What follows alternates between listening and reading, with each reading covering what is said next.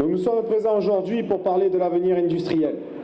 À l'aube des élections présidentielles, nous ne pouvons nous inviter dans les débats et laisser les futurs dirigeants de ce pays décider de notre avenir à notre place. Que les choses soient claires, il n'y a pas de surcapacité de nos produits raffinés sur le territoire. Aujourd'hui, nos raffineries exportent 16 millions de tonnes d'essence à l'étranger, pendant que 14 millions de tonnes de gasoil sont importées sur le territoire. C'est bien notre outil qui n'est pas adapté. Arrêtons de parler de surcapacité. Le livre blanc de l'UFIP est loin de montrer le contraire. Il faudrait plutôt parler de livre noir. Des solutions existent pour changer la donne. Encore faut-il en avoir la volonté politique. Il faut exiger des entreprises qu'elles investissent dans la modernité de leurs installations, comme des hydrocrackers, pour orienter les raffineries sur le marché du gasoil.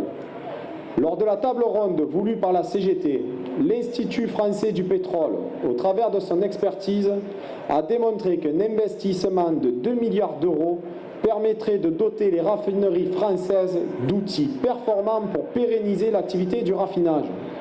Souvenez-vous que c'est ce même gouvernement qui a injecté 6 milliards d'euros chez Dexia en 2008 pour sauver les banques et qui nous a expliqué l'année dernière que le peuple français ne reverrait jamais la couleur de ses impôts.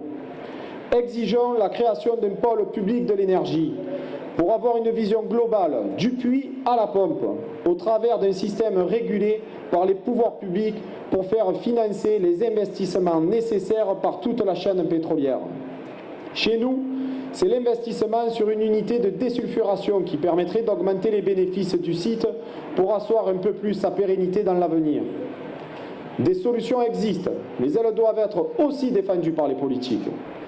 Les groupes pétroliers font partie des sociétés les plus riches. Obligeons-les à produire propre, plutôt que de les menacer de les délocaliser.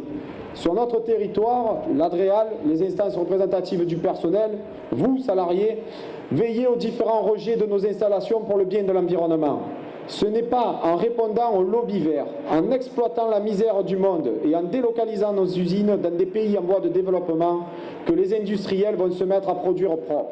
Foutaise.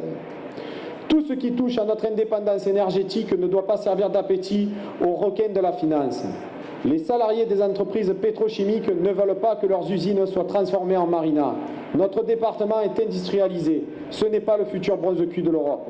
La CGT est indépendante, mais ne sera jamais neutre. Merci.